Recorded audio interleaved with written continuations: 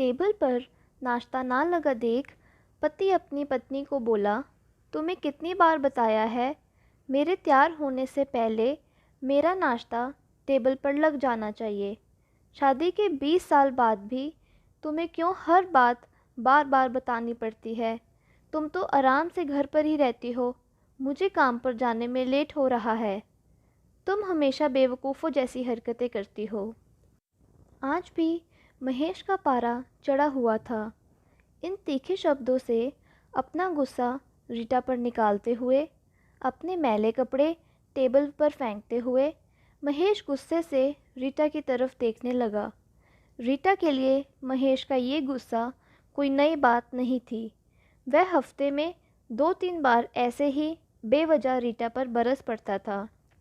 पहले रीटा उसका विरोध करती थी। अब कई सालों बाद भी महेश में कोई बदलाव नहीं दिखा तो रीटा ने खुद को ही बदल दिया। अब महेश के कुछ भी कहने से रीटा को कोई फ़र्क नहीं पड़ता था।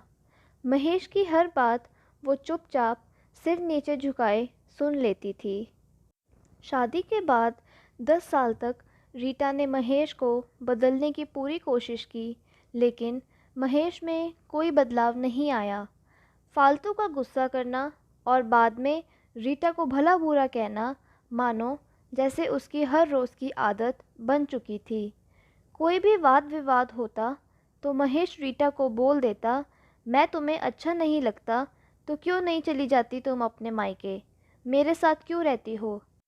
इतना सब कुछ सुनने के बाद भी रीटा महेश के साथ ही रहती, क्योंकि उसे अपने बच्चों की चिंता थी। वह अपने बूढ़े माँ बाप को भी परेशान नहीं करना चाहती थी। उसे मालूम था समाज और लोग क्या कहेंगे। वह ज़्यादा पढ़ी लिखी भी नहीं थी कि खुद कोई नौकरी करके अपना और अपने बच्चों का अच्छे से पालन पोषण कर सके। रीटा को अपनी फ़िक्र नहीं थी, उसको तो फ़िक्र थी अपने बड़े हो रहे बच्चों की। रीटा नहीं चाहती थी कि पति पत्नी के झगड़े की वजह से उसके बच्चों की ज़िंदगी खराब हो। बच्चों की पढ़ाई पूरी हो चुकी थी, अब तो बच्चों की शादी करवानी थी। बेटी पूनम के लिए कई कई रिश्ते आए, लेकिन पूनम उन रिश्तों को ठुकरा चुकी थी। काफ़ी ढूंढने के बाद एक अच्छा रिश्ता मिला। रिश्तेदारों और पहचान के सभी लोगों ने लड़के के बहुत गुणगान किए। महेश अपनी बेटी के पास बैठकर उसे समझाने लगा, पूनम बहुत अच्छा लड़का है, पढ़ा लिखा है, बड़ा घर है, बहुत अच्छी नौकरी करता है। ऐसे रिश्ते बार बार नहीं आते, बेटा इस बार मना मत करना। पूनम अपने पिता से ज़्यादा बात नहीं करती थी, डरती थी या शायद नफ़रत करती थी। लेकिन आज पूनम हिम्मत करके बोली, पापा मुझे अभी शादी नहीं करनी, मैं पढ़ी लिखी हूँ, मैं अच्छी नौकरी करके खुद अपने पैरों पर खड़ी होना चाहती हूँ। मैं लड़के वालों से बात कर लेता हूँ, वह तुम्हें किसी बात के लिए नहीं रोकेंगे। तुम शादी के बाद भी नौकरी कर सकती हो। पापा मैं पढ़ी लिखी हूँ, मेरा नौकरी करना ना करना किसी की परमिशन पर डिपेंड रहेगा, क्या ये सही है पापा? महेश थोड़ा गुस्से से बोला, मैं कह रहा हूँ वहाँ तुम्हें किसी भी चीज़ की कमी नहीं होगी, ऐसे रिश्ते बार बार नहीं आते, तुम वहाँ बहुत खुश रहोगी। पापा क्या मैं उतनी खुश रहूँगी जितनी मम्मी इस घर में खुश है? पूनम की बात सुनकर महेश गुस्से से बोला, आजकल तुम्हारी ज़ुबान कुछ ज़्यादा ही नहीं चल रही। पापा मुझे शादी नहीं करनी, मैंने अपनी माँ को हर रोज़ बिना मतलब के डांट खाते देखा है। सबका ख्याल रखती है, उसका ख्याल कौन रखता है? सबके मन के हिसाब से खाना बनाती है, पर उसके मन का क्या? मुझे आप जैसा जीवन साथी नहीं चाहिए जो बिना बात के मुझ पर चिल्लाए। मुझे अपनी पसंद का कुछ भी लेने से पहले 10 बार सोचना पड़े। मेरी तबीयत कैसी भी हो, उसे परवाह ना हो। रोटी थोड़ी सी मोटी बन जाए तो घर सर पर उठा ले। ऑफिस की फाइल ना मिले तो भी मेरा ही दोष। हर छोटी मोटी बात पर मुझे मायके जाने के लिए कहे। आज पूनम दिल खोलकर पापा से सब कहे जा रही थी। पूनम की बातों से महेश का गुस्सा सातवें आसमान पर था। फिर भी महेश के मुंह से एक भी शब्द नहीं निकला। महेश चुपचाप पूनम की बातें सुन रहा था। पूनम आज बोले जा रही थी। आज उसने पहली बार हिम्मत करके अपने पापा के सामने इतना कुछ बोला। पापा, आपने माँ के साथ हमेशा गलत व्यवहार किया है। आप ऑफिस का गुस्सा बिना सोचे समझे माँ पर उतार देते हो।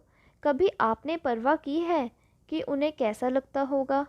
आपकी बातें सुनकर माँ की आंखों में आंसू पर फिर भी वो कुछ नहीं बोलती। महेश पहली बार अपने किए बर्तावों को महसूस कर पा रहा था। बस वो इतना ही बोल पाया, जैसे तुम्हारा मन हो वैसे ही करो।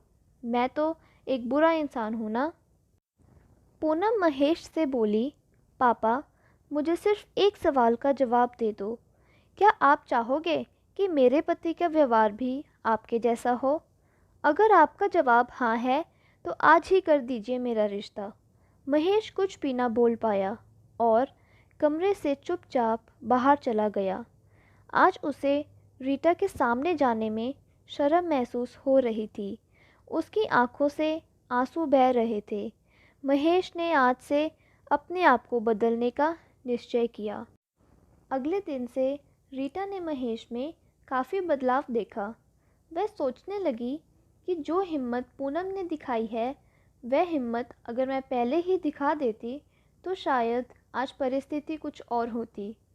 शाम को महेश ने परिवार को कमरे में बुलाया और अपनी पत्नी रीटा से बोला, मुझे माफ़ कर दो, मैं ज़िंदगी की भागदौड़ में, ऑफिस के काम की टेंशन में तुम्हें समझ ही नहीं पाया। हमेशा तुमसे गुस्से से ही बात की।